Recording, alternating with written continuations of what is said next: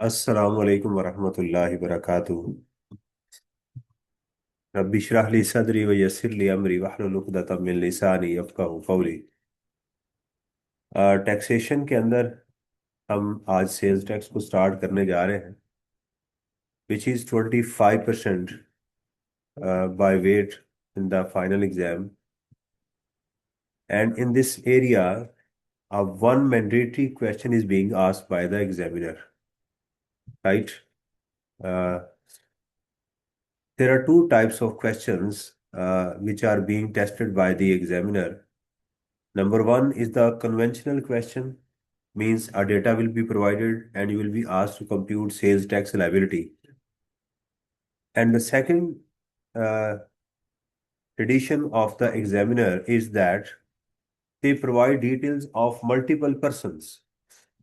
There are 5 persons, 4 persons, 3 persons, and in each case he provides different circumstances. One person is trading locally, वो locally चीज को ले दे रहा है. One is purchasing locally and exporting the goods out of Pakistan. The third is importing the goods and selling in the Pakistan. Fourth is importing and exporting the goods from here, right?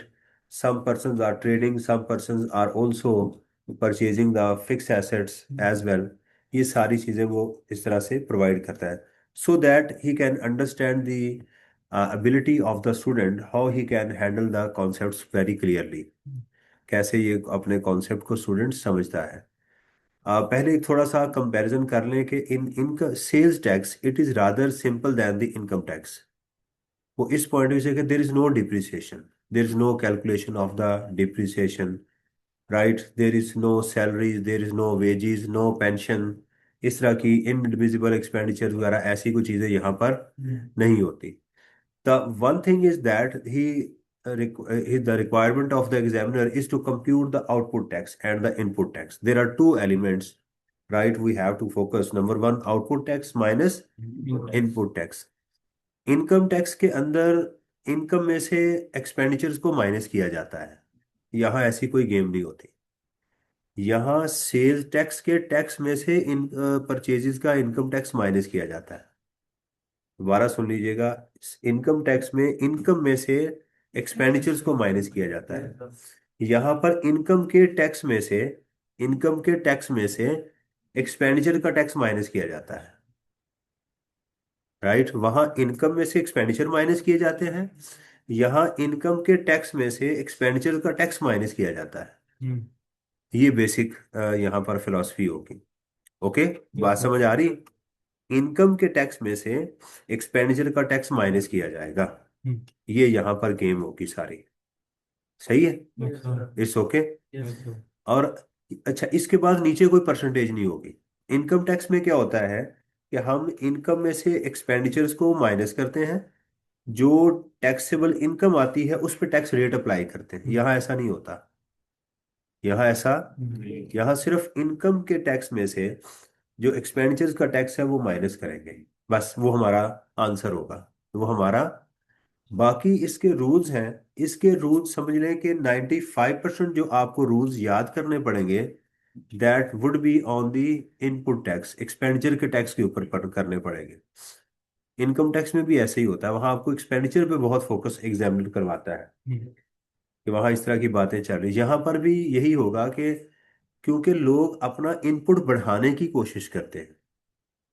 समझ आ रही? पहले तो इस चीज को focus करना है कि इनकम हमारी आउटपुट होती है. इनकम हमारी, इनकम से जो टैक्स आती है वो हमारी आउटपुट होती है, राइट? लफ्ज को नहीं कंफ्यूज करना. इनकम के टैक्स में से एक्सपेंडिचर के टैक्स को माइनस करना है, ये बेसिक फिलोसफी है. लेकिन ये फार्मूला है ओ माइनस आई, ओ आई. समझते हैं? ओ आई यार, जैसे सुबह आते थे वो यार ओ आई कि नहीं आई, तो आपने जहन में रखना है. पंजाबी में कहते हैं ना ओ आई, तो भाई यहाँ है तो इनकम यहाँ ओ है और एक्सपेंडिचर यहाँ आई है. यानी जब भी आपकी शादी होगी तो फिर एक्सपेंडिचर ही होंगे, आपने जैसे ध्यान में रखना है. ठीक है? ओ सैलरी आई, तो जो ओ आई तो फिर एक्सपेंडिचर शुरू हो गए. समझ आ गई है? तो इस तरह से आपको मेरा ख्याल ज़्यादा बेहतर याद रहेगा. आउटपुट में से इनपुट माइनस करना है. आउटपुट क्या है इनकम का? टैक्स। और जो एक्सपेंडिचर है वो आई क्या है, एक्सपेंडिचर का टैक्स, एक्सपेंडिचर का टैक्स, एक्सपेंडिचर। यहाँ एग्जामिनर एक दो हरकतें करता है। वो बाज औक़ात जो आपको अमाउंट देगा उसमें सेल्स टैक्स शामिल होगा, और बाज औक़ात उसमें सेल्स टैक्स शामिल नहीं होगा। तो उसके लिए आपको परसेंटेज, यहाँ मैथ की कैलकुलेशन को जरा फोकस करना पड़ेगा।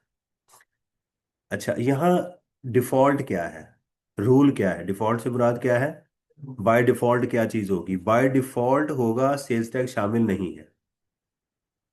बाय डिफॉल्ट क्या होगा, सेल्स टैक्स शामिल नहीं है इसके अंदर। ओके, यानी अगर एग्जामिनर कुछ नहीं बता रहा तो आप कहेंगे कि ये अमाउंट सेल्स टैक्स के बगैर है, इसमें सेल्स टैक्स शामिल नहीं है। हाँ, जहां उसने शामिल करना होगा फिर वो कहेगा।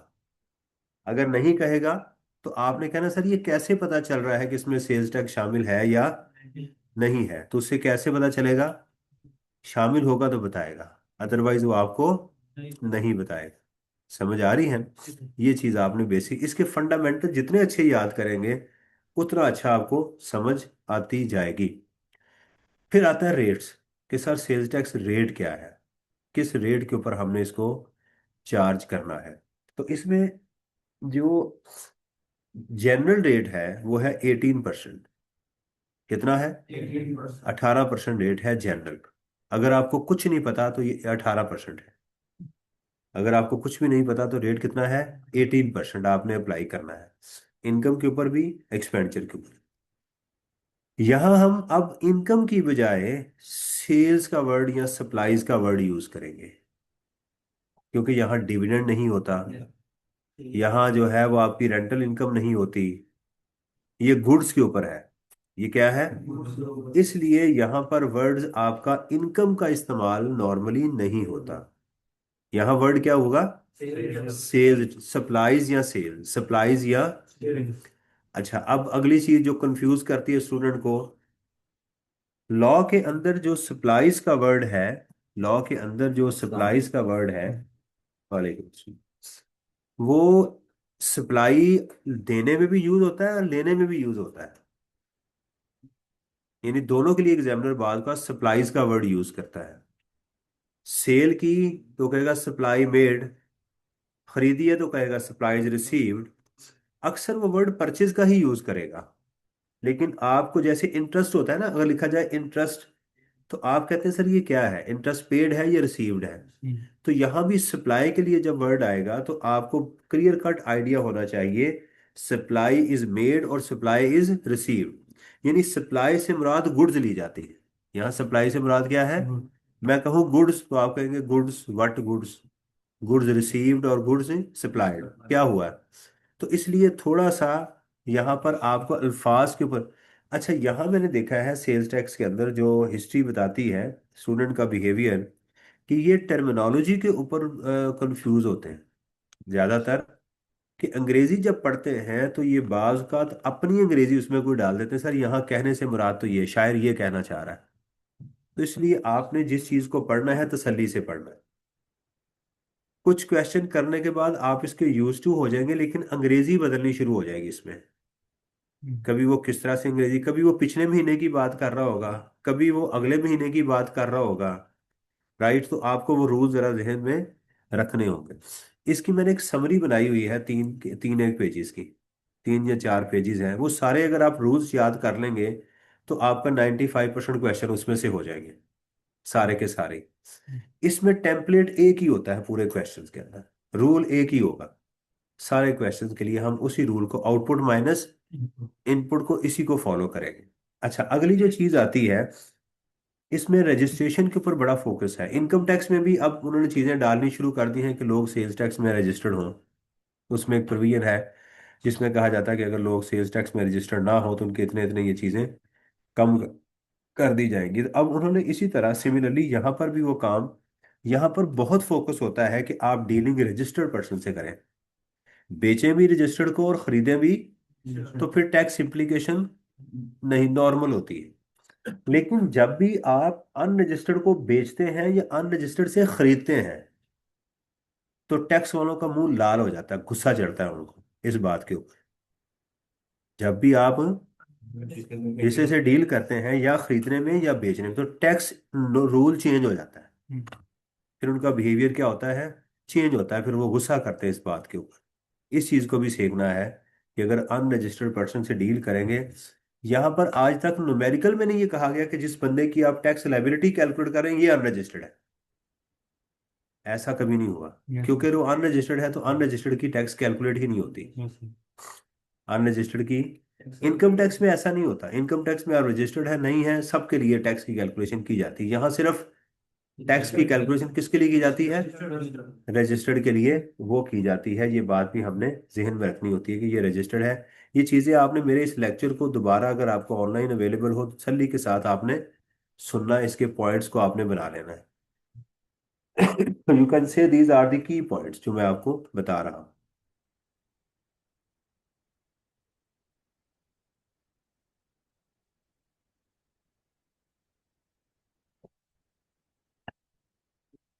सही हो गया। तो हमने क्या सीखना है, रेट सीखने हैं कि कहाँ पर क्या रेट्स हैं, किन जगहों पर ज़्यादा रेट लगेगा, 18% से किन किन पे कम लगेगा। बाज औकात आपका सेल्स टैक्स रिफंड होगा, वो एक ही सिचुएशन होगी, वो भी आपने देखनी है कि टैक्स रिफंड कब होगा। इसके अलावा गलती नहीं करनी कहीं एग्जाम में।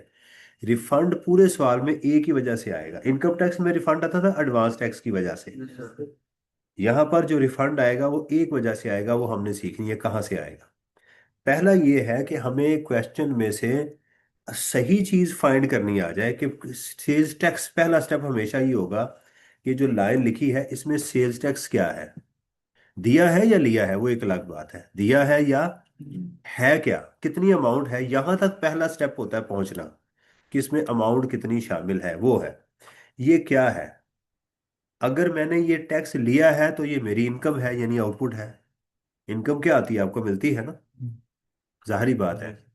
तो अगर ये टैक्स मैंने लिया है तो आप इसको आउटपुट समझेंगे। लफ्ज ये कंफ्यूज करेगा आपको बार बार, सर आउट का मतलब तो आउट होता है। हमने कहा आउटपुट इनकम है। आउटपुट क्या है, इनकम है। आउटपुट क्या है, तो आउटपुट टैक्स आप लेते हैं। आउटपुट टैक्स आप लेते हैं। इनपुट क्या है आपके, एक्सपेंड। ये दो लफ्ज के ऊपर आपके दिमाग में बड़ी क्लैरिटी आज हो जानी चाहिए। आउटपुट इनकम है, इनपुट एक्सपेंडिचर है। इनपुट जितनी बढ़ाती जाएंगे आपकी टैक्स लायबिलिटी कम होती जाएगी। इनपुट जितनी बढ़ाते जाएंगे, जितना यानी एक्सपेंडिचर आप बढ़ाते जाएंगे, यानी आप, मैं जब इनपुट बोलूं तो आपके दिमाग में एक्सपेंडिचर फौरन रन हो जाना चाहिए। मैं आउटपुट बोलूं तो आपके दिमाग में इनकम सप्लाई आनी चाहिए। इनकम की बजाय सप्लाई आनी चाहिए। ये दोनों आपके दिमाग में चीजें हिट करनी चाहिए। मैं आउटपुट बोल रहा हूं तो आप कहें टैक्स लायबिलिटी बढ़ रही है। मैं इनपुट बोल रहा हूं तो टैक्स लायबिलिटी कम हो रही है, कम करने की कोशिश की जा रही है। कम हो रही है या कम होने की, ये चीज आपने फोकस करनी है। सही है। इसमें अगर 20 नंबर का क्वेश्चन आए तो स्टूडेंट अगर टेम्पलेट को फॉलो करें, रूल्स एंड रेगुलेशंस को फॉलो करें, इसको 13-14 नंबर नॉर्मली मिल जाते हैं। 50% से ऊपर नंबर वो ले जाता है अगर वो फंडामेंटल्स को खराब नहीं कर रहा, उसको चीज की समझ आ रही है कि मेरे से क्या पूछा जा रहा है। अंडरस्टैंड, यहाँ पर ऐसी नहीं होती। लेकिन जो स्टूडेंट इसको बहुत ही लीनियर ले लेते हैं, राइट, तो फिर वो क्या करते हैं कि उनका काम खराब होता है। फिर उनका काम खराब होता है। जो स्टूडेंट एक क्वेश्चन को पढ़ने के बाद सोचता नहीं है और दूसरे क्वेश्चन पे छलांग मारता है, तो वो जो पहले क्वेश्चन में गलती कर रहा था दूसरे में भी वही गलती कर रहा होता है। तो उसके बाद वो सोचता है कि मुझे क्यों निकाला, मेरे साथ ऐसा क्यों हुआ, क्योंकि उसने पहले सवाल पे ही फोकस नहीं किया। वो एक ही अल्फाज मुख्तलिफ जगहों पे पढ़ता है और समझता है डिफरेंट ट्रीटमेंट हो रहे हैं, जबकि ट्रीटमेंट सेम चल रहा होता है। जबकि ट्रीटमेंट सेम चल रहा है। मसलन आपने जो सप्लाई खरीद चुके हैं और जो सप्लाई अभी खरीदनी है, राइट, जो चीज़ें वापस हो रही हैं, जो वापस होने वाली हैं, अगर आप इनको तसल्ली से नहीं समझेंगे तो फिर आपको प्रॉब्लम हो सकती है। ओके। तो इसमें बेसिक मॉडल क्या है, आउटपुट माइनस इनपुट टैक्स है, राइट। ये भी इसको हम वो देखते हैं।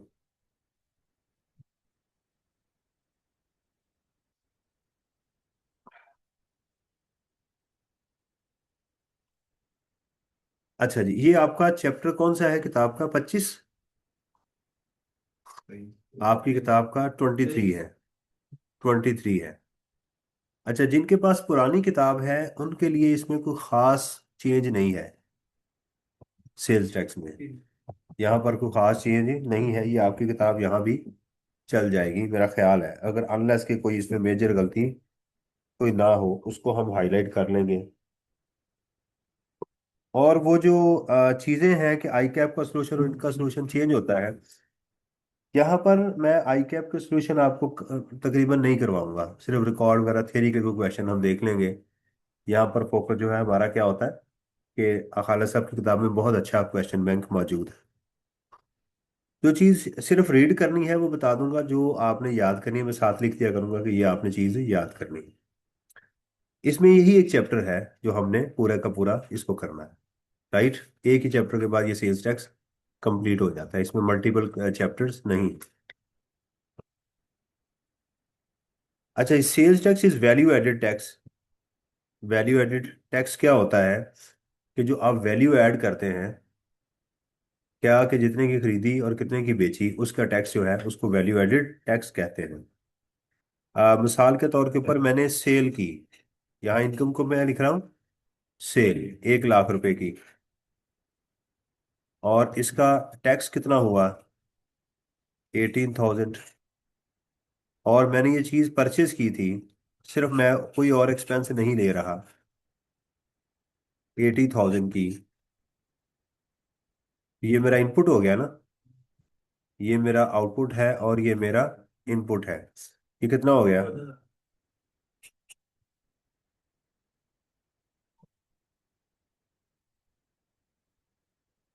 कितना आ गया? 3,000। This is my sales tax liability payable, ये मेरा सेल्स टैक्स पेएबल है। सही है। परचेजेस यानी मैंने सिर्फ एक ही एक्सपेंस लिया मेन परचेज का, अज्यूम करें इसके अलावा मेरा कोई और एक्सपेंस है। यहाँ देखें सैलरीज नहीं होगी, सैलरीज के ऊपर सेल्स टैक्स नहीं होता। सर्विसेज के ऊपर हमारा सेल्स टैक्स यहाँ पर आपको नॉर्मली नहीं मिलेगा, कुछ है सर्विसेज जिसके ऊपर होता है, जैसे क्लियरिंग एजेंट्स को आप सर्विसेज पे करते हैं, खाने वालों को सर्विसेज पे करते हैं। यहाँ जो गुड्स का टैक्स होता है, गुड्स का टैक्स एफबीआर को जाता है, फेडरल बोर्ड ऑफ रेवेन्यू को। और जो सर्विसेज हैं वो प्रोविंसेस का हिस्सा होती है।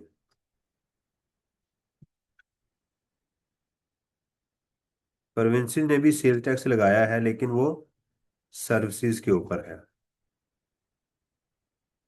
कुछ सर्विसेज ऐसी हैं जिनके ऊपर इन्होंने tax, sales tax, federal excise duty लगाई हुई है। सर्विसेज का सारा टैक्स सूबे को जाता है। सर्विसेज से क्या मुराद है? होटल है, आपने खाना खाते हैं होटल में जाके, वहां नीचे सर्विसेज नहीं ऐड करते वो, 5%, 16%, वो सारा इनको जाता है। आप शादी हॉल बुक करवाते हैं, गुड्स ट्रांसपोर्टेशन की सर्विसेज हैं, ये वाली है। रादर यहाँ कम, इसकी इंटेंसिटी बहुत कम होगी। सेल्स टैक्स, सेल्स सर्विसेज जो है आपकी, सैलरीज वेजेस इनके ऊपर तो है ही नहीं, डिप्रिसिएशन का यहाँ कोई कॉन्सेप्ट ही नहीं है। जो नोशनल एक्सपेंडिचर होते हैं अमोर्टाइजेशन वगैरह, इसका इसके साथ कोई लेना देना नहीं है। यहाँ एसेट की कोई अमोर्टाइजेशन कोई डिप्रिसिएशन वगैरह, एसेट का भी खरीदा है बेचा टैक्स ही चाहिए बस। एसेट का भी टैक्स टैक्स ही होना है यहाँ पर, किसी पे टैक्स कितना था, टैक्स कितना था, भाई यही उसने बात करनी है। समझ आ रही? अच्छा, ये वाला टैक्स आप लोगों से लेते हैं, ये आप, और ये लोगों को देते हैं या देना होता है? लेते हैं या लेना है, देते हैं या देना होता है? इनकम है ना। यानी मैं कह रहा हूँ आउटपुट इनपुट बिल्कुल क्लियर होना चाहिए। मैं आउटपुट की बात करूँ, सर ये मिला है हमें, ये हमने ले लिया है, ठीक है। अच्छा जी। इट इज एन इनडायरेक्ट, अच्छा ये वैट कैसे है ये देखिए, इन आपने कितनी वैल्यू एडिशन की है? 20,000 की, 20,000 की चीज में वैल्यू एडिशन की है ना। अगर आप इसका 18% लेंगे ना तो यही आंसर आएगा इसका। इसको कहते हैं वैल्यू वैल्यू एडिशन का टैक्स। पाकिस्तान में ये वैट मोड मोड है, ये क्या है ये, बस ये समझने के लिए है, ऐसा और कुछ नहीं है। It is an indirect tax, ये इसको भी हमने पढ़ना है कि ये इनडायरेक्ट टैक्स क्यों है, ये बड़ा इंपॉर्टेंट पॉइंट है। इसमें बर्डन शिफ्ट होता है। इसमें बर्डन, इसलिए आपको पाकिस्तान के अंदर जो एहतजाज मिलेगा वो इनकम टैक्स पे मिलेगा, सेल्स टैक्स पे नहीं मिलेगा। वो आपको इनकम टैक्स पे मिलेगा, सेल्स टैक्स पे नहीं मिलेगा। सेल्स टैक्स पे इसलिए नहीं मिलता कि ये बर्डन शिफ्ट करके एंड कंज्यूमर पे डाल देते हैं। हर बंदा अपना बर्डन अगले बंदे पे शिफ्ट कर देता है। इनडायरेक्ट टैक्स डजंट मीन कि जो इनडायरेक्टली पे किया जाए, ये बिल्कुल गलत कॉन्सेप्ट है। हमारे पास जब स्टूडेंट इंटरव्यू में आते हैं तो पूछते हैं कि यार डायरेक्ट और इनडायरेक्ट में क्या फर्क होता है, तो वो तवानाई की डेफिनेशन देता है। जिस तवे पे नाई बैठा उसको तवानाई कहते हैं, राइट। तो इसको कहते हैं तवानाई की डेफिनेशन। इनडायरेक्ट टैक्स वो होता है जिसका बर्डन अवाम पे शिफ्ट कर दिया जाए, जिसमें ट्रेडर नहीं पे करते। यहाँ पर ये बात बहुत इंपॉर्टेंट है, इसलिए आपको इसको बड़ी अच्छी तरीके से समझना है। इनडायरेक्ट टैक्सेस क्या होते हैं? जो अ, इसको बोलते हैं टैक्सेबल एक्टिविटीज। इसके साथ एक वर्ड आपको जुड़ा हुआ मिलेगा, टैक्सेबल एक्टिविटीज। Taxable activity. जो लोग टैक्सेबल एक्टिविटी करते हैं उन वो सेल्स टैक्स का बर्डन शिफ्ट कर देते हैं। जो टैक्सेबल एक्टिविटी में इन्वॉल्व नहीं होते उन पर बर्डन शिफ्ट हो जाता है। जो टैक्सेबल एक्टिविटी में इन्वॉल्व होते हैं वो अपना बर्डन शिफ्ट कर देते हैं। जो टैक्सेबल एक्टिविटी में इन्वॉल्व नहीं होते उन पे बर्डन शिफ्ट, उनको एंड कंज्यूमर कहा जाता है। क्या कहा जाता है? And consumer. बहुत लंबी बातें तो नहीं कर रहा कोई ऐसी कि इकट्ठा एकदम सर के बहुत सारी चीजें होगी, ये बस कर दें सर। सादा चीजें हैं, जिंदगी की आम जो चीजें बता रहा हूँ, लेकिन है सारी इंपॉर्टेंट है। मैं आपसे पूछूं कि एंड कंज्यूमर से मुराद आपके जहन में कौन आता है? वे देखें, यही गलत को सबसे गंदा कॉन्सेप्ट यही है। यही मैंने पूछना था, क्योंकि आपके जहन में एंड कंज्यूमर से सिर्फ हम लोग ही हैं। ऐसा बिल्कुल नहीं है। ऐसा, इसी, ये इसको मिथ कहते हैं इंग्लिश में, वहम है। ये क्या है आपका? वहम है। ख्वाब है हमारा कि सेल्स टैक्स में एंड कंज्यूमर सिर्फ हम हैं। हम भी नहीं हैं, तुम भी नहीं हैं, हम भी हैं और तुम भी हैं। तो हम तुम होंगे और जंगल, और हम तुम होंगे, बादल होंगे, और रक्स में सारा जंगल होगा। तो यहाँ पहले एंड कंज्यूमर को समझना है कि एंड कंज्यूमर कौन होता है। हर वो शख्स, बेशक कारोबार हो, बेशक घरेलू सार्फिन हो, कंज्यूमर हो, कोई भी हो, जो चीज को इस्तेमाल करने के बाद आगे नहीं बेचता या मैन्युफैक्चरिंग में उसको यूज नहीं करता। समझ आ रही है? मैं अगर एक टेबल लेकर आया हूं, मैं अगर एक टेबल खरीदा और इस टेबल को मैंने ऑफिस में यूज करना है, फैक्ट्री में यूज करना है, तो मैं इसका एंड कंज्यूमर कहलाऊंगा। मैं इस टेबल का एंड कंज्यूमर कहलाऊंगा।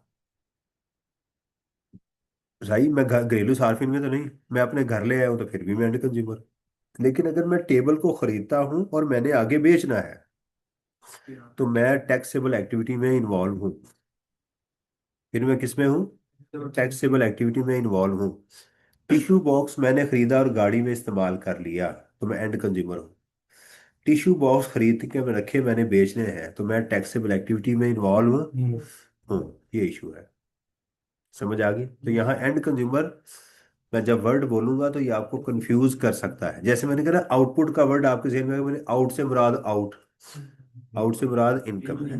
जो मैं आउटपुट मैंने लिया है, इनपुट मैंने दिया है, आउटपुट मैंने लिया है, आउट इनपुट मैंने दिया है, बस ये चीजें इनमें रखनी। सही है? इस तरह कंज्यूमर को भी आपने ध्यान से समझना है कि कंज्यूमर सिर्फ हम नहीं है, हमारे अलावा भी बहुत दुनिया है जो कि कंज्यूमर है।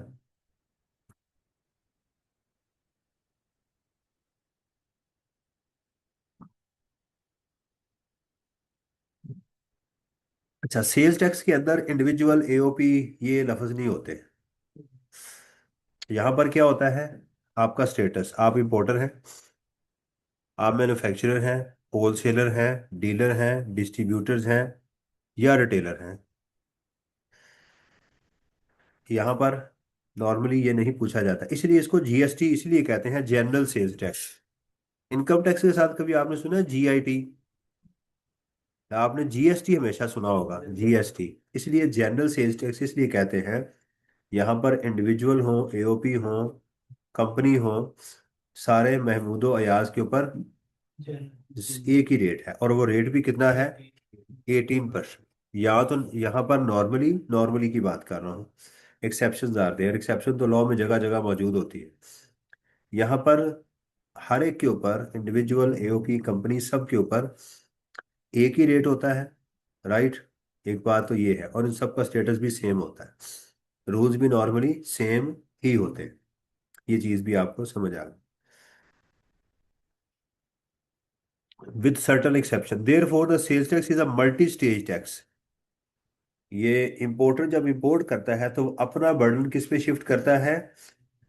जो आगे आगे हो सकता है कि मैन्युफैक्चरर हो सकता है कि आगे कोई डिस्ट्रीब्यूटर हो, डीलर हो, वो उसके उस पे बर्डन शिफ्ट करता है। डिस्ट्रीब्यूटर जो है वो आगे होलसेलर पे बर्डन शिफ्ट करता है, होलसेलर रिटेलर के ऊपर, रिटेल फिर हम पे ऊपर। यहाँ हम कंज्यूमर कहलाते हैं उसके। यहाँ हम क्या कहलाते हैं? ये सारी सप्लाई चेन अपना बर्डन नीचे शिफ्ट कर देती है, इसको मल्टी स्टेज कहते हैं। अच्छा जी। Multi stage payable on the value of taxable supplies. Supplies taxable होनी चाहिए, ये वर्ड भी सुनिएगा। कुछ सप्लाईज ही ऐसी होती है जो एग्जेम्प्ट होती है लॉ में। उनका खरीदना और बेचना एग्जेम्प्ट होता है, उसमें ना टैक्स आप लेते हैं ना टैक्स आप देते हैं। तो ये अंडरस्टैंड करना होता है। इसका भी मैं आपको बता दूं, पाकिस्तान में तमाम चीजें टैक्सेबल हैं। तमाम चीजें टैक्सेबल हैं, मास वाई जो सिक्स शेड्यूल में है। जो मास वाई जो सिक्स शेड्यूल में है, उनके अलावा बाकी तमाम चीजें एग्जेम्प्ट होती है। आप कहेंगे सर सिक्स शेड्यूल की क्या वजह थी? क्योंकि एग्जेम्पशन के अंदर भी एक्स आया, और सिक्स में भी एक्स आया, तो लिहाजा उन्होंने एग्जेम्प्ट गुड्स को इसमें डाल दिया, सिक्स शेड्यूल। राइट। ये सब बकवास है, ये आपको मैं समझाने के लिए बता रहा हूँ। राइट। कि सिक्स शेड्यूल से मुराद ये है, ऐसी कोई लॉजिक इसमें शामिल नहीं है। तो सिक्स शेड्यूल से मुराद क्या है? एग्जाम्पल को, यानी आपको कहा जाए six schedule items purchased no tax, six schedule items sold no tax. सही है, ये है। यानी सिक्स शेड्यूल की आइटम सेल्स टैक्स के एम्बिट से बाहर चली जाती है। सिक्स शेड्यूल की आइटम सेल्स टैक्स के एम्बिट से, उस पर टैक्स होता भी नहीं है, और आपको कोई रिफंड भी नहीं मिलता। अगर आपने दिया भी हो तो उसका रिफंड, रिफंड का बेसिक कॉन्सेप्ट ये है कि अगर दिया है तो मिलेगा ना। अगर आपने दिया ही नहीं हुआ, फिर नहीं मिलेगा। आप कहते हैं लेकिन मेरी गुड्स एग्जाम थी, मैंने दिया हुआ है, मिला नहीं है, तो रिफंड नहीं मिलेगा। आप कहेंगे सर ये आपने क्या बात की? अभी तक तो बात बड़ी अच्छी जा रही थी, हम तो दोनों एक ही पेज पे थे, एकदम से या आप स्लिप हो गए या हम स्लिप हो गए। तो कैसी एग्जाम गुड्स हैं, किसी ने दिया किसी ने नहीं दिया? ये कैसी एग्जाम्ड गुड्स हैं कि जिसमें किसी ने दिया और किसी ने नहीं दिया? मैं उसकी वजह बताता हूँ। जो चीज एग्जाम्प्ट है वो किसी ने बनाई तो होगी। लॉ ने, अगर मैं मिसाल दे रहा हूँ, लॉ ने एग्जाम्प्ट किया किताब को। किसको? किताब को एग्जाम्प्ट किया लॉ ने। जो बंदा भी बुक को सेल करेगा या परचेज करेगा, उसके लिए ना टैक्स देना है ना लेना है। ऐसे ही है। क्या किताब बनाने वाला जब बोर्ड परचेज करेगा, पेपर परचेज करेगा, बिजली इस्तेमाल करेगा, राइट, तो जब उसके ऊपर गम परचेज करेगा, इंक परचेज करेगा, तो वो भी सारी एग्जाम्प्ट है। वो तो टैक्स से बच है, उस पर तो उसने टैक्स दिया होगा, उसने तो टैक्स। अब जब ये किताब बेचेगा तो वो इसका टैक्स सारा जाया हो जाएगा। जाया तो नहीं होने देगा, वो अपनी कॉस्ट में ऐड कर देगा। ऐसा तो नहीं है इतना चूचा के वो जनाब सारा छोड़ देगा, वो हमसे ज्यादा सियाने होते हैं। अगर किसी बंदे ने जिंदगी को बड़े गौर से देखना हो ना, तो वो कमाई का गुजरिया साथ सोच ले। जायज वाला। उसको बहुत सारी जनाब, पाकिस्तान में खासकर तो वो एक्सपर्ट हो जाएगा, लोगों से डील करते उसकी जो है तबीयत साफ हो जाएगी। पाकिस्तान के में कारोबार करने वाला बंदा बाहर नहीं मार खाता नॉर्मली, क्योंकि उसको चूना लगाने की आदत पड़ी होती है, लगवाने की आदत नहीं पड़ी होती। बहुत, मैं कहता हूँ जी, मैं अपने बच्चों को यही कल बता रहा, परसों की बात है, उनको बता रहा था कि बेटा पैसा कमाने के लिए, तुम्हें 100 रुपया कमाने के लिए 200 रुपया लग रहा है ना, कमाओ 100 रुपया, तुम्हारी ट्रेनिंग हो जाएगी। समझ आ रही है ना, मैंने ऐसे ही काम शुरू किया था। मैं ये सोचा था कि मैंने कमाना है, इसको कमाने के लिए, ये नहीं कि मैं कोई अपना लॉस कर रहा था, यानी उस पैसे तक पहुंचने के लिए मुझे कुछ पैसे लगाने पड़ते थे। आप क्या कर रहे हैं, पैसे लगा रहे हैं ना, एक पैसे तक पहुंचने के लिए। तो इसलिए जिंदगी में अगर आप इसके साथ, आपके पास पता नहीं कितना टाइम होता है, तो मैंने तो साथ घरों में ट्यूशनें पढ़ाता था, कोई साथ इस तरह की एक्टिविटीज करता जिससे मुझे कुछ पैसे बनते रहे, मेरा खर्चा पानी चलता रहे। तो पहले जाहिर बात शुरू में तो मुझे कोई खास उसे इनकम नहीं हो रही थी, लेकिन with the passage of time जो है वो वॉल्यूम बढ़ना शुरू हो गया, क्योंकि आप इम्बेड हो जाते हैं ना इन्वायरमेंट में। ये हम ही लोग हैं अल्हम्दुलिल्लाह के हम फुल टाइम पैरासाइट हैं। पैरासाइट समझते हैं, जोंक जो होती है खून चूसती रहती सारा दिन, सारी उम्र अपने वालिदैन का 25-30 साल तक। ऐसे ही है ना, ये हम लोग होते हैं दुनिया में, ऐसा नहीं मॉडल। वो जो तरक्की याफ्ता ममालिक हैं, वो एक वक्त के बाद बच्चे को कहते हैं ओके यू आर इंडिपेंडेंट, जाओ काम करो, जाके सारा कुछ कमाओ, अपना करो, मेरे ऊपर बोझ ना बनो। वो बच्चा फिर इंडिपेंडेंटली अपने फैसले करने शुरू करता। वहीं से ही मैं बाहर था तो वहां पर मैं देखता था, वो गोरे गोरियां आते थे बच्चे, स्कूल कॉलेज से आ रहे हैं जनाब, एक जगह उन्होंने खास कैबिन बनाया हुआ था, वहां डंप करते थे अपने बैग और चले जाते थे काउंटर पे। 2-3 घंटे काम किए, दोबारा बैग किया, पंच किया, दोबारा अपना बायोमेट्रिक किया और निकल गए। इस तरह से वो काम करते हैं, यानी उनकी रूटीन का एक हिस्सा है। उनको बचपन से ये पता है कि मेरे माँ बाप दोनों जो हैं वो जॉब करते हैं। अल्हम्दुलिल्लाह अब तो हम पाकिस्तान में भी ये सारी चीज़ें आ गई हम, लेकिन हम इस कौम को ऐसे कैसे लेकर आए हैं, महंगाई करके, ये बाज ही नहीं आ रहे थे कि घर में एक ही बंदा है और 5 खाने वाले हैं, और सारी उम्र बेचारा मरते दम तक पांचों को खिलाता मर गया वो।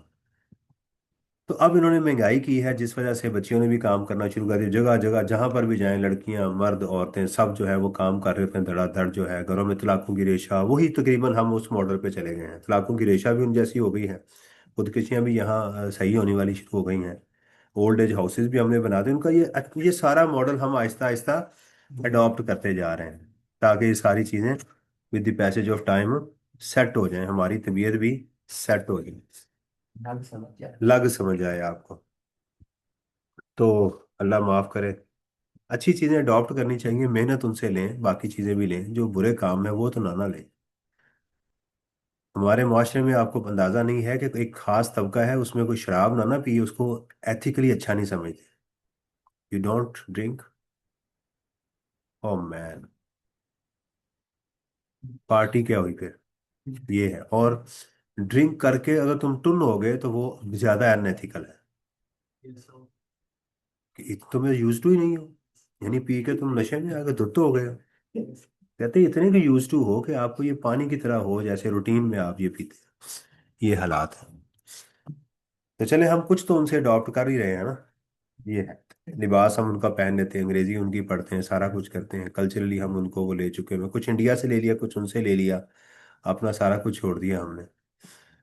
माइयों, माइयों भाइयों, तेल मेहंदी, हाँ ये सारी जो है। अच्छा जी, ये बात हम हो रही थी, ये बात समझ आ गई। एग्जाम्प्ट गुड्स, अगर तो आप, ये बात बड़ी इंपॉर्टेंट है जितनी मैं बता रहा हूँ, वेरी वेरी इंपॉर्टेंट। ये रेस्ट आपको इसलिए दी गई है ताकि आप तसल्ली के साथ रिफ्रेश होके जरा दोबारा काम पे आए, राइट। मैंने कहा जो एग्जाम्प्ट गुड्स आप खरीद रहे हैं और बेच रहे हैं, ना दिया ना लिया, लेकिन अगर आप मैनु एग्जाम्प्ट गुड्स की मैन्युफैक्चरिंग कर रहे हैं तो इसमें चांसेस हैं कि आपने टैक्स दिया होगा, लिएंगे नहीं आप, दिया होगा लेंगे नहीं आप, और जो दिया होगा वो भी ऐसा ही होगा जैसे नहीं दिया हुआ। तभी तो जहां मतलब अवॉइड करेगा इन चीजों से बनाना। नहीं अवॉइड करते ना, बनाते हैं टका के बनाते हैं, उसमें वैल्यू ऐड कर देते हैं ना, वैल्यू ऐड हो जाती है। वो वैल्यू उसमें एंड एंड पे एंड कंज्यूमर नहीं पे करना है। मिसाल के तौर पे उसने 10 रुपए किसी चीज के दिए हैं, तो 1 रुपया 80 पैसे उसने, तो उसने टोटल 11 रुपये 8 पैसे दिए हैं ना। तो जो एग्जाम्प्ट गुड्स बना रहा है वो उसको सेल्स टैक्स गिनता ही नहीं है फिर। वो नहीं इसको सेल्स टैक्स गिनता। वो कॉस्ट ही गिनता है। वो कहता है मुझे 11 रुपये 8 पैसे की पड़ी है ये, पर यूनिट उसी के हिसाब से कॉस्ट में ऐड कर देगा, क्योंकि उसे पता है ये पैसे मुझे मिलने वाले हैं। उसके पैसे दो ही सूरतों में उसको रिकवर होते हैं, या तो अगली पार्टी उसको पे कर दे, या गवर्नमेंट उसको वापस कर दे। उसके पास तीसरा तरीका कोई नहीं है। जब वो सोचता है ना कि ये चीज, बात समझ आ रही। Yes sir. हर सूरत में जो बंदा चीज बेचता है उसको पैसे या तो गवर्नमेंट रिफंड कर देती है जो उसने दिए हुए हैं। कहती लोगों से ना लो, मेरे से ले लो। लोगों से ना लो, मेरे से ले लो। जो तुमने पैसे लिए हैं ना, दिए हैं, वो मेरे से ले लो। ये रिफंड है। ये एक ही सूरत होगी। मिक्स तो नहीं हो रहा। याद देखें, आप काम करते हैं, आपको सेल्स टैक्स हर सूरत में कवर करना है, कोई भी दे दे। अगर आप एग्जेम्प्ट गुड्स बना रहे हैं तो गवर्नमेंट आपको पैसे वापस हैं, और ना ही इस बात की इजाजत देगी कि आप लोगों से टैक्स लें। बड़ी सादा सी बात है। ना गवर्नमेंट आपको टैक्स देगी, वापस करेगी, ना लोगों से पैसे लेने की इजाजत करेगी। ये एग्जाम्प्ट गुड्स होती, तो आप क्या करेंगे? अपनी कॉस्ट में ऐड कर देते हैं। ये प्रैक्टिकली बता रहा हूँ। फिर भी आप अपना बर्डन शिफ्ट कर देते हैं। ओके। अगर ये गुड्स टैक्सेबल हैं तो फिर इसके दो रास्ते हैं उस टैक्स को होने के लिए। या तो आप लोगों से पैसे ले लेंगे इस आउटपुट की शक्ल में, राइट, ये आप आउटपुट आपका बनेगा, या फिर गवर्नमेंट आपको रिफंड कर देगी। ये दो सूरतें आपकी ये बनेगी, याद रखें। समझ आ रही है? क्लियर? यही यही आपकी सूरत हो। क्लियर होगी बात? अब दोबारा बताइएगा, आउटपुट किसे कहते हैं? इनकम जो हम लेते हैं, और इनपुट एक्सपेंडिचर के ऊपर हम जो देते हैं। आउटपुट टैक्स को बढ़ाता है, इनपुट टैक्स को कम करता है। आउटपुट में से आप इनपुट को माइनस करेंगे, जो एडिशनल अमाउंट होगी आप गवर्नमेंट को जमा करवा दें, क्योंकि आपको तो नुकसान नहीं हुआ। आपने टैक्स दिया था 14,400 रुपये, आपने लिया 18,000 रुपया लोगों से। तो भाई आपको क्या नुकसान हुआ? ये आप वापस कर दे। आपके पैसे तो मिल गए ना आपको। आपके जो पैसे दिए थे वो तो आपको मिल गए हैं। ये तो सर, इसलिए इतना भी हो सकता है कि हमने चीजें खरीदी लेकिन अभी वो चीजें सेल नहीं की तो हमारा इनपुट ज्यादा हो जाएगा तो। हाँ जी, आगे आएगा। इनका सवाल ये है कि बाज़ औक़ात मैं इंपोर्ट कर लेता हूँ चीज़ें पूरे साल के लिए। हर रोज़ थोड़ी लोग इंपोर्ट करते हैं, तो पूरा साल मैं यहाँ बेचता रहता हूँ। तो मैंने जो टैक्स दिया है वो तो मेरा 14 मिलियन है, और जो मैंने लिया है चीज़ें मेरे पास अभी पड़ी हुई हैं, उसका क्या होगा? ये सवाल है ना यस। आपका। ये आएगा इंशाल्लाह आपका। हर चीज़ आएगी। Taxable supplies by a registered person. इससे ये पता चला कि अगर अनरजिस्टर्ड सेल करता है तो उसका इनपुट भी नहीं, उसका भी इनपुट आउटपुट नहीं होता। अगर आप अनरजिस्टर्ड हैं और आप डील कर रहे हैं सेल्स टैक्स में, तो ना आपका इनपुट होगा ना आपकी कुछ भी नहीं होगी, क्योंकि आप हैं ही फारग।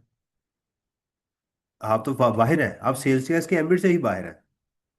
समझ आ रही है ना? दो सुनिए चीज, दो चीजें जो है मैं आपको दोबारा क्लियर कर दूं। एक शख्स है जो सेल्स टैक्स के एम्बिट में है, सेल्स टैक्स के दायरे में है, यानी वो सेल्स टैक्स में एक्टिव है वो। ठीक है, वो मिस्टर ए है। एक है जो हमारा ग्रे एरिया है, जो सेल्स टैक्स के अलावा है, ये पाकिस्तान का बाकी हिस्सा है, ये सेल्स टैक्स में नहीं है। ये नॉन टैरिफ एरिया समझ लें आप। नॉन टैरिफ एरिया जो है, नॉन टैरिफ पीपल हैं जिन पे टैक्स में है ही नहीं। इनको हम रजिस्टर्ड कहते हैं। इनको हम रजिस्टर्ड कहते हैं। ये सारे रजिस्टर्ड लोग हैं। एक ये वो लोग हैं जो रजिस्टर्ड नहीं है, जो अनरजिस्टर्ड पड़े हुए हैं। आप जब अपने लोगों से लेन देन करेंगे तो आप नॉर्मल स्ट्रक्चर में फॉल कर रहे हैं। आपके ऊपर नॉर्मल रूल कोई एक्सेप्शन नहीं लगेगी। आपके ऊपर कोई एक्सेप्शन, आप इस सर्कल के अंदर रहते हुए खरीद भी रहे हैं, बेच भी रहे हैं, आप नॉर्मल मोड में चल रहे हैं। आपका इनपुट नॉर्मल चल रहा है। लेकिन जब आप डील करेंगे ना इस सेक्ट के साथ, इसको चीज बेचेंगे आप, राइट, तो आपको इसमें एक नुकसान होगा। इसमें आपको एक नुकसान होगा सेल करते हुए। और जब आप इनसे चीजें खरीदेंगे इस सेक्ट से, तो यहां पर भी आपको एक नुकसान होगा परचेज करते हुए। इस चीज को आपने जहन में रखना है कि जब भी एग्जाम में ये बात कही जाए कि आपने चीजें बेची हैं अनरजिस्टर्ड को या खरीदी हैं, तो आपने अलर्ट होना है कि क्या नुकसान हुआ, क्या नुकसान हुआ। इन दोनों सूरतों में आपकी टैक्स लायबिलिटी बढ़ेगी। ये बात याद रखें, जब भी आप नॉन टैरिफ सेक्टर के साथ डील करेंगे, अनरजिस्टर्ड लोगों से डील करेंगे, तो ये बात हमेशा याद रखें, आपकी सेल्स टैक्स लायबिलिटी के चांस बढ़ने के चांसेस ही होते हैं। छह जाके वो एग्जाम्प्ट गुड्स ना हो, फिर कोई फर्क नहीं पड़ता। आप एग्जाम्प्ट गुड जो है वो रजिस्टर्ड को भेज दें, अनरजिस्टर्ड को भेज दें, वल्ला अल्लाह अल्लाह खैर सल्ला, वो एग्जाम्प्ट ही रहेगी। हाँ, एक सीन ये है कि अगर आप ये जो गुड्स हैं एक रजिस्टर्ड पर्सन पाकिस्तान से ही बाहर बेच दें, वो भी तो अनरजिस्टर्ड ही होते हैं ना सेल्स टैक्स के, फिर गवर्नमेंट आपको पैसे रिफंड कर देती है, क्योंकि आप उनसे टैक्स नहीं लेते ना। तो गवर्नमेंट फिर आपको पैसे एक्सपोर्ट के केस में, और भी जगह हैं जहां पर आपको पैसे वापस मिलते हैं पाकिस्तान के अंदर, लेकिन ये सबसे बड़ी जगह होती है कि आप जब दुनिया को सेल करते हैं तो वो सारे अनरजिस्टर्ड होते हैं, वो आपको टैक्स नहीं देते। तो फिर गवर्नमेंट आपको पैसे वापस कर देती है, कहते हैं हमसे ले लो, ले सकते हो तो। ये सात दिल में उनकी बात होती, राइट। लेकिन कानून में यही लिखा हुआ है। कुछ मॉडल समझ आ रही है? कुछ, अभी मैं दो तीन लाइनों पे अटका हुआ हूँ क्योंकि बड़ी सारी चीजें मैंने आपको स्ट्रक्चर समझाना था। मैं इसको कोशिश करता हूँ, इसे कहूँ कि ये ना अपलोड कर दे लेक्चर यूट्यूब पे, ताकि आप इसको रोक रोक के सुन के अपने सारे पॉइंट्स, यानी अभी तक मैं जितनी बातें बता चुका हूँ ना, वो सेल्स टैक्स का तकरीबन मैं आपको समझे 50% चीजें बता चुका हूँ। इतना खुश होने की बात नहीं है, पढ़ना है इसके बाद ना।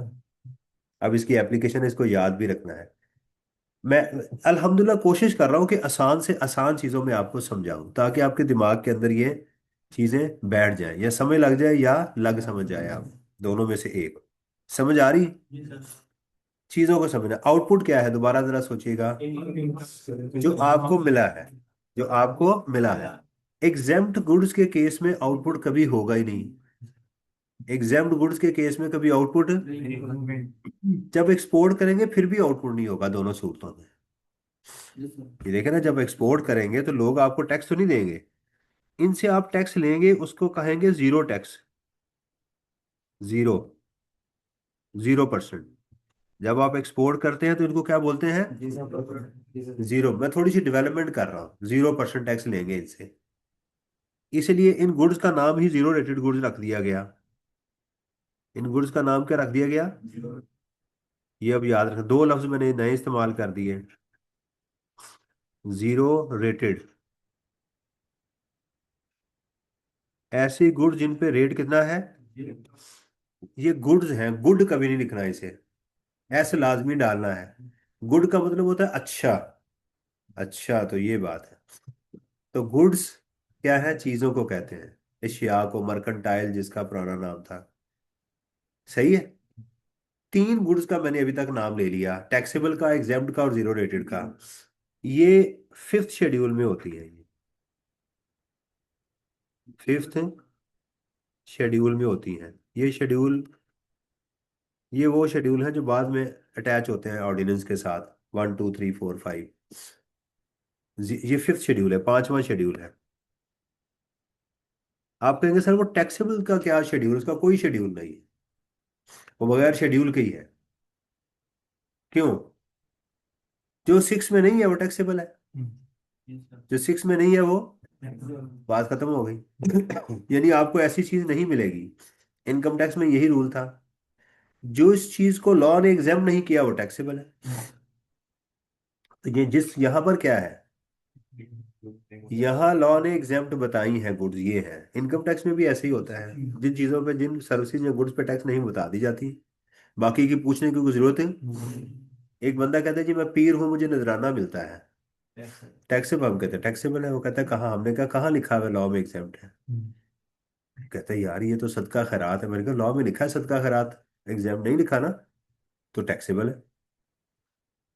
राइट। हाँ, वहां पर रूल ये था कि आप घर का टेबल भेज देंगे, अपना पर्सनल कैपिटल एसेट के अलावा कुछ चीजें बेचेंगे, वो बाय डिफॉल्ट एग्जाम्प्ट होती है, उसके लिए लिखा नहीं जाता। चले छोड़े उसको, ऐसे ही आप फिर जो परेशान होंगे। ये बात क्लियर हो गई। लोग कितने होंगे, आप किन लोगों से डील करेंगे? या तो आप दायरे के अंदर रहते हुए टैक्सेबल लोगों से चीजें खरीद रहे हैं और इनको बेच रहे हैं, फिर तो आप नॉर्मल हैं, फिर आपके ऊपर टैक्स लायबिलिटी नॉर्मल चल रही है, कोई पेनल्टी कोई कुछ नहीं आपको पड़ रहा। पेनल्टी यहाँ नहीं मैं बात कर रहा, वैसे मैं बता रहा हूँ। लेकिन अगर आप इस सेक्ट से बाहर निकल जाएंगे, जब चीजें आप लोगों को बेचेंगे जो कि रजिस्टर्ड नहीं है, राइट, इस सेक्ट से जब डील करेंगे, बेचेंगे, तो आपके टैक्स को बढ़ा दिया जाएगा। ये टैक्स को बढ़ा दिया जाएगा। जब आप इन लोगों से चीजों को खरीदेंगे तो आपके टैक्स को जाया कर दिया जाएगा। ऐसा है, आपने इस बंदे से चीजें खरीदी, इसको टैक्स दिया हुआ है वो अनरजिस्टर्ड। आप कहते हैं मैंने इतना टैक्स दिया, लॉ कहता नहीं दिया आपने। कहता सर मैंने दिया हुआ है टैक्स। नहीं दिया। सर क्यों नहीं दिया हुआ? वो कौन है? ये वो तो अनरजिस्टर्ड है, तो फिर नहीं दिया हुआ। राइट, आप जब इन लोगों को सेल करते हैं तो आप कहते हैं जी मैंने इनको सेल की है, वो कहता हाँ आपने टैक्स इनसे लिया हुआ है नॉर्मल, प्लस आपने मजीद टैक्स भी इनसे लिया हुआ है। कहते हैं वो तो नहीं लिया हुआ, कहते हैं लिया हुआ है, वो टैक्स आपने लिया हुआ है। समझ आ रही है? मीठा हप हप कड़वा, ये है मीठा। आप इस सेक्ट में डील करते हैं, चीजें बेचते हैं, आउटपुट टैक्स क्या है? जो बढ़ाता है इनकम के ऊपर टैक्स। यहाँ डिपार्टमेंट खुश है, हाँ करो और मजीद डील करो और करो इनके साथ डील। सही है, यहाँ आपसे मजीद टैक्स लेगा और यहाँ आपका दिया हुआ भी जाया कर देगा। सही है, दोबारा चले। आउटपुट माइनस इनपुट, ये सारा बर्डन किस पे शिफ्ट होता है? एंड कंज्यूमर पे। एंड कंज्यूमर कौन है? वो मैं आप भी हो सकते हैं जो कंज्यूमर है, और कोई कारोबार भी हो सकता है जो खुद यूज करेगा, उसको एंड कंज्यूमर वो कहते हैं। पाकिस्तान में तमाम गुड्स टैक्सेबल है। हाँ, लैंड और बिल्डिंग टैक्स ये गुड्स ही नहीं होती टैक्स की जुबान में। लैंड और बिल्डिंग गुड्स, इसको गुड्स बोलते ही नहीं है। राइट, ये चेक कैश हो गए, इनको भी नहीं वो कहते। चेक कैश शेयर्स वगैरह जो होते हैं ना, इनको भी वो गुड्स में शामिल नहीं करते। कैपिटल एसेट की बात नहीं कर रहा, सिर्फ शेयर्स वगैरह, चेक हो गए, पैसे हो गए, ये जो होते हैं, इनको भी वो गुड्स में शामिल। ये गुड्स है ही नहीं, जो गुड्स है ही नहीं तो फिर टैक्स भी नहीं, वो तो वैसे ही बाहर है ना, उस पर तो लेन देन होगी नहीं। आप जब लोगों को चीज बेचेंगे, और हम इसमें क्या देखते हैं कि आप टैक्सेबल एक्टिविटी में इन्वॉल्व हैं या नहीं है। टैक्सेबल गुड्स हैं, जी आप रजिस्टर्ड पर्सन हैं, ये दो चीजें देखें। ये टैक्सेबल गुड्स हैं, द आंसर इज यस। आप रजिस्टर्ड पर्सन हैं, द आंसर इज यस। फिर आप इस चक्कर में हैं, फिर आपकी आउटपुट भी बनेगी और आपकी इनपुट भी बनेगी। इस सेक्ट के लिए ना इनपुट है ना आउटपुट है। तो आप इस डोमेन से निकल के अनरजिस्टर्ड डोमेन में जब जाएंगे, तो जब चीजें सेल करेंगे, तो आपको कुछ ज्यादा टैक्स देना पड़ेगा। आपको इसके अलावा भी कुछ टैक्स देना पड़ेगा सेपरेटली। क्या कहा? सेपरेटली। और अगर आप इनसे चीजें खरीदेंगे तो ये आपका सारे का दिया हुआ जाया हो जाएगा। इसका कुछ भी आपको, बेसिक फंडामेंटल प्रिंसिपल आपको बता रहा हूं, बेसिक फंडामेंटल प्रिंसिपल आपको। इस रजीम के अंदर, सेल्स टैक्स रजीम के अंदर, सैलरीज नहीं है, वेजेस नहीं है, डिप्रिसिएशन नहीं है, अमोर्टाइजेशन नहीं है। समझ आ रही है? फेडरल गवर्नमेंट के अंदर सर्विसेज नहीं आती। फेडरल गवर्नमेंट के अंदर सर्विसेज, हाँ अगर आपने टैक्स दिया हुआ है पोर्ट से क्लियरिंग करवाते हुए, जो टैक्सेबल में आपका हो रहा है इस्तेमाल, टेलीफोन का बिल हो गया, बिजली का बिल हो गया, वो आपको इनपुट मिलता है उसका।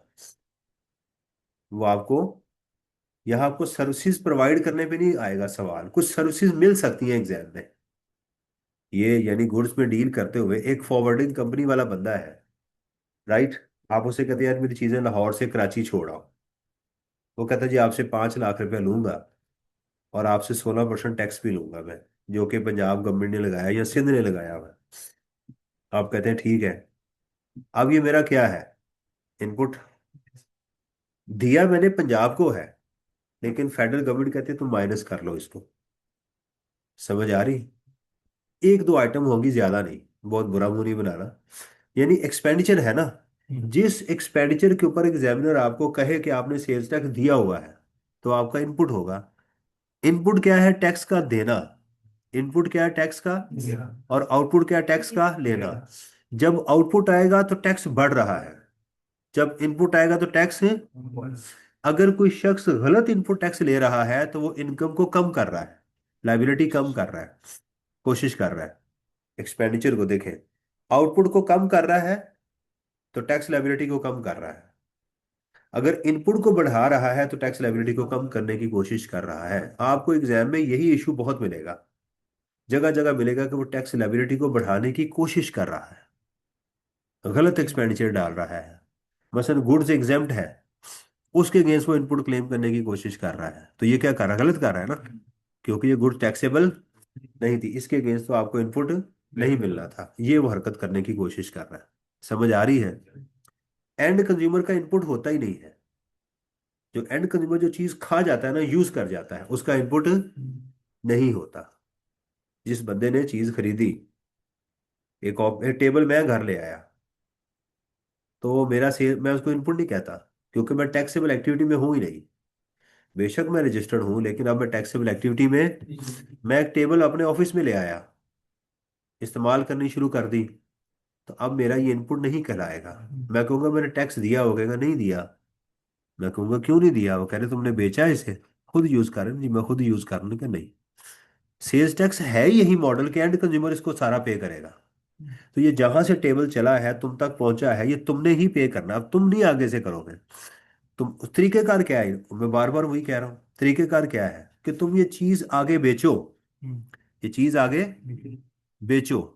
कुछ आइटम्स आएंगी जहां बताऊंगा कि यार ये वाला टैक्स आपको इजाजत है, बेचा आप खुद यूज कर रहे हैं।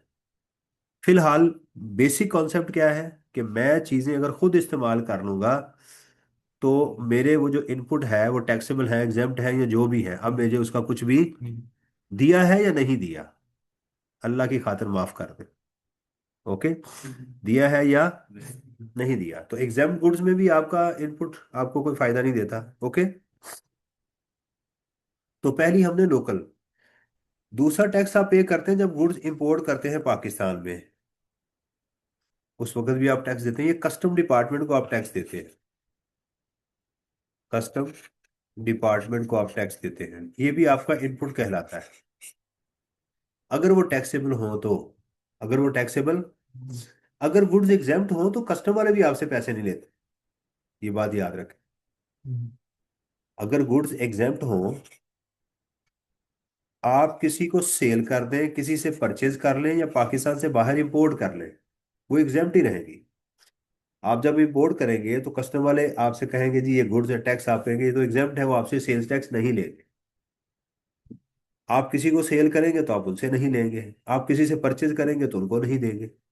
ये बेसिक है, बिल्कुल सादा सी चीज, इसमें कोई ऐसा इशू। और टैक्सेबल सर्विसेज, इस पे भी आप टैक्स देते हैं, लेकिन ये किसको जाता है, प्रोविंसेस को जाता है। लेकिन अगर आपने कहीं दिया हुआ है तो ये टैक्स कहलाता है। आपने कहीं दिया हुआ है तो ये क्या है, टैक्स कहलाता है, इसको इनपुट कहते हैं। तो तीन चीजों पे आपकी टैक्स की लॉ है। अगर आपसे एग्जाम में पूछा जाए कि आप टैक्स कहाँ पे करते हैं, तो आप कहेंगे जब आप टैक्सेबल सप्लाईज करते हैं, नंबर वन, जब आप इंपोर्ट करते हैं, और नंबर टू आप जब सर्विसेज प्रोवाइड करते हैं, तो तीन जगहों पर हम टैक्स पे करते हैं। ये है इसमें। इस ओके। अच्छा जी। अच्छा, इनपुट टैक्स को इनपुट क्रेडिट भी कहा जाता है, इनपुट टैक्स एडजस्टमेंट भी कहा जाता है, इसको टैक्स क्रेडिट भी, इसके मुख्तलिफ नाम है। इसका नाम टैक्स क्रेडिट भी है, इसका नाम इनपुट टैक्स एडजस्टमेंट भी है, इसको क्लेम करना भी कहते हैं। कि मैं क्लेम, ये तीन लफ्ज आपने याद रखने हैं। इनपुट टैक्स का नाम क्या है, टैक्स क्रेडिट वो चीज होती है जो कम करती है। एडजस्टमेंट, इनपुट टैक्स एडजस्टमेंट कहेंगे। इनपुट टैक्स क्लेम करना भी कहेंगे कि मैं इतना क्लेम कर रहा हूँ। क्लेम कहाँ से करते हैं? मैंने दो जगह बताई है, कोई बता सकता है? या लोगों से या गवर्नमेंट से? या लोगों से या, जब आप लोगों से बात करेंगे तो इसको इनपुट क्रेडिट कहेंगे। दोनों ही क्रेडिट ही कहलाएंगे। ठीक है। बेशक आप रिफंड ले रहे हैं, उसको भी हम इनपुट टैक्स एडजस्टमेंट कहेंगे, इनपुट टैक्स क्रेडिट कहेंगे। राइट? या लोगों से लेंगे। लोगों से कब लेंगे? जब उनको चीजें बेचेंगे। सही है। ये चीज हो गई। रेट कितना है जी? 4%। कितना रेट है? 4% रेट है आपके लिए।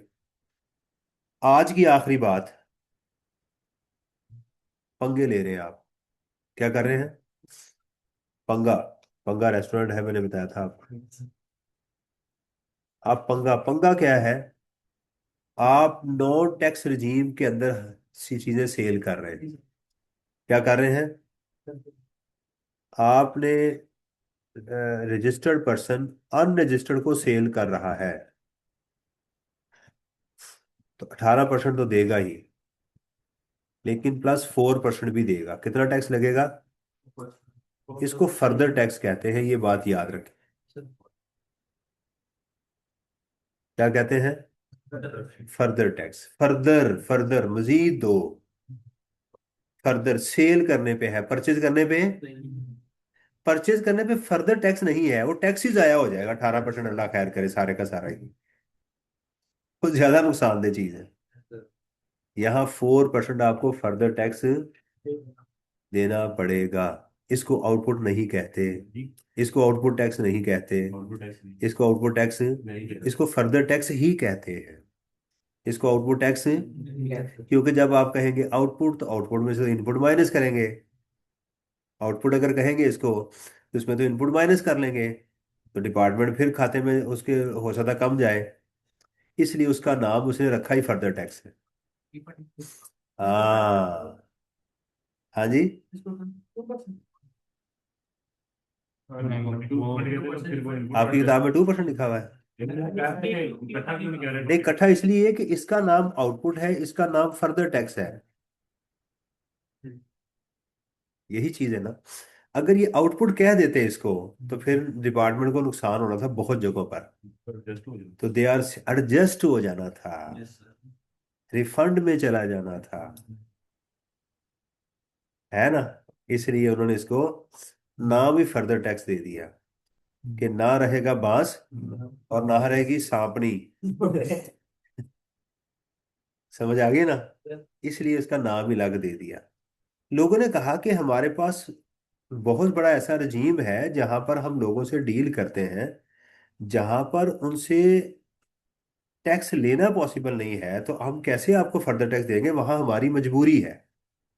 तो लॉ ने नीचे ये लिख दिया कि इन जगहों पर अगर आप टैक्स देंगे, से इन, यानी ये जो अनरजिस्टर्ड पर्सन, ये सारे क्या है, इन लोगों के साथ डील करेंगे तो हम आपसे टैक्स लेंगे, फिर वहां फर्दर टैक्स अप्लाई नहीं होगा। ये बहुत इंपॉर्टेंट है, वेरी वेरी इंपॉर्टेंट, वीवीआईपी है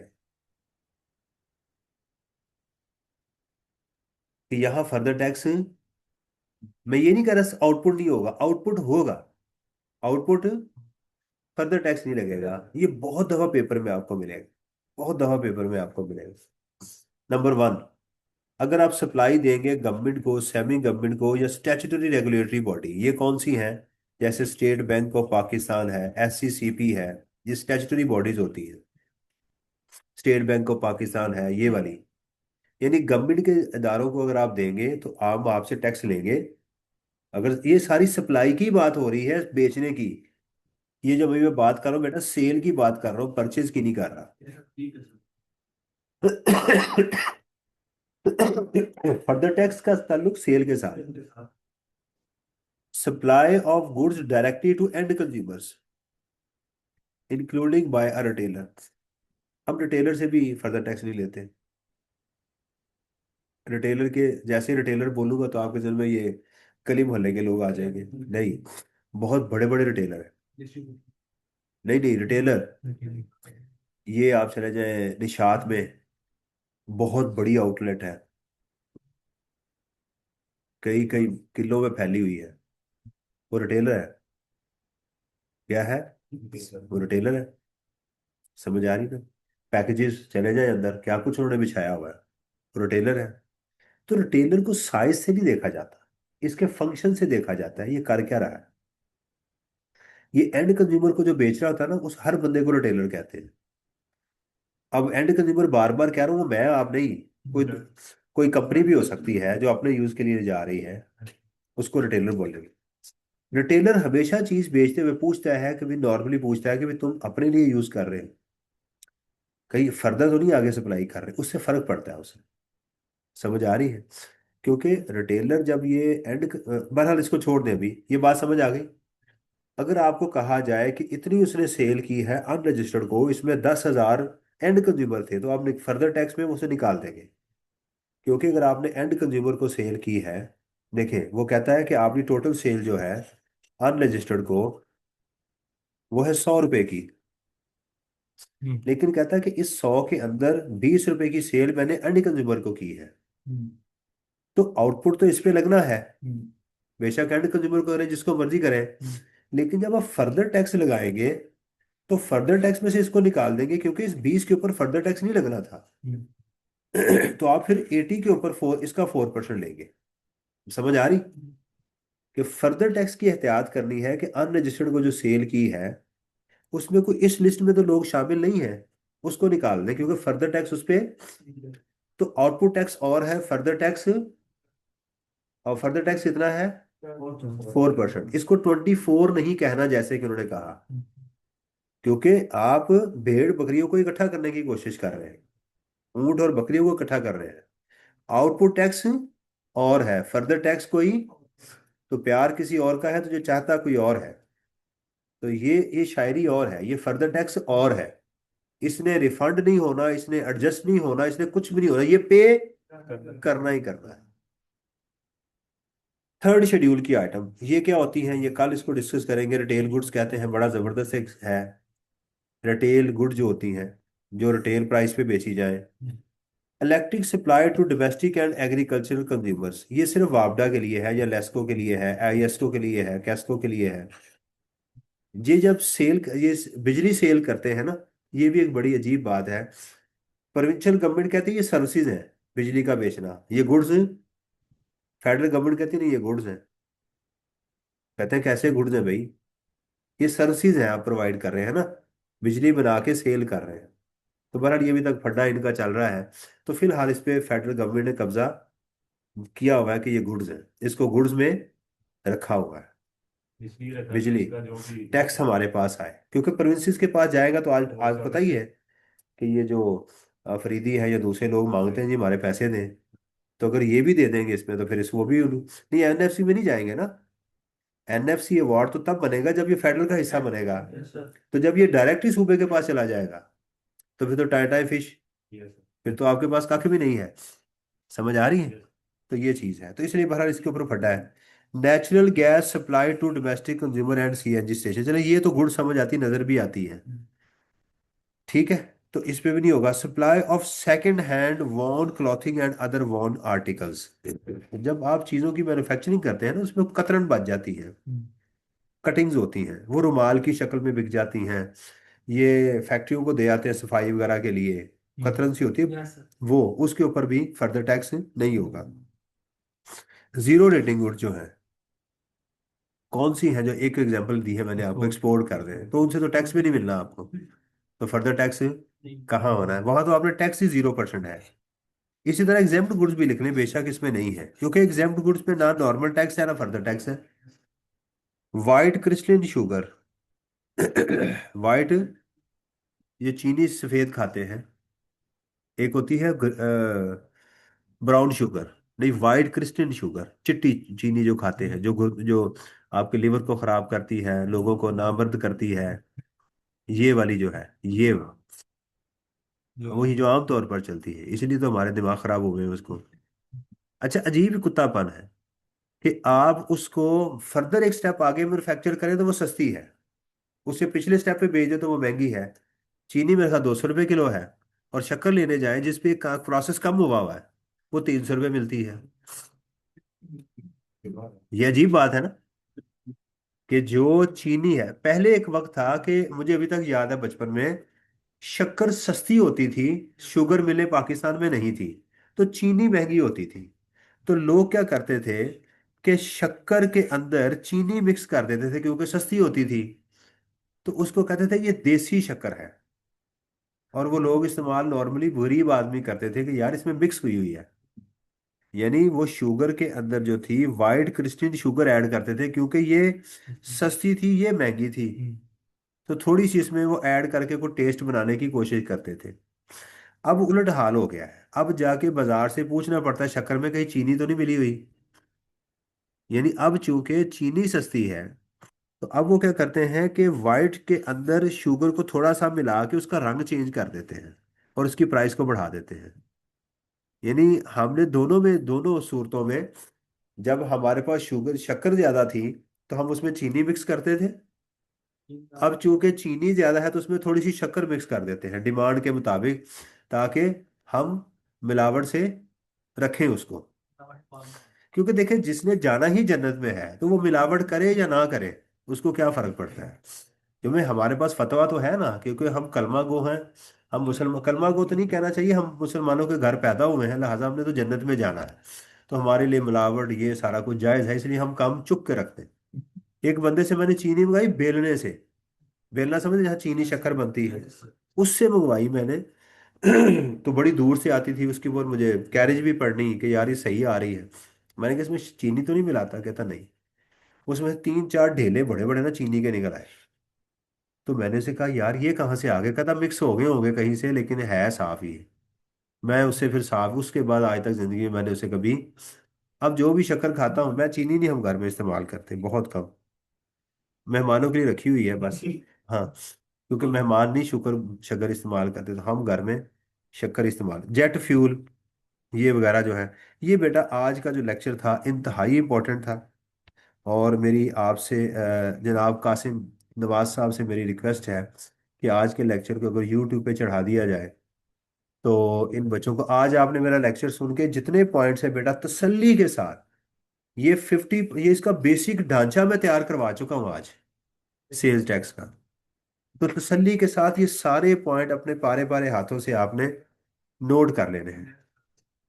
सही है, या मुझे दे दीजिएगा, मैं इसको अपने चैनल पे जरा कर दूंगा, और वहां से फिर आप मुझे सेंड कर दीजिए।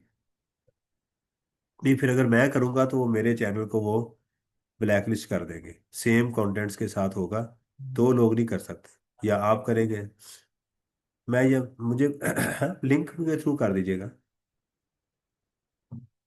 लिंक के साथ टैग शैग लगा के ना, जो भी आप लगाते हैं उसकी एडिटिंग वगैरह करते हैं। चले लिंक भेज दीजिएगा जहां से मैं डाउनलोड करूँ। हाँ जी, मैं डाउनलोड करके इसको अपलोड कर दूंगा।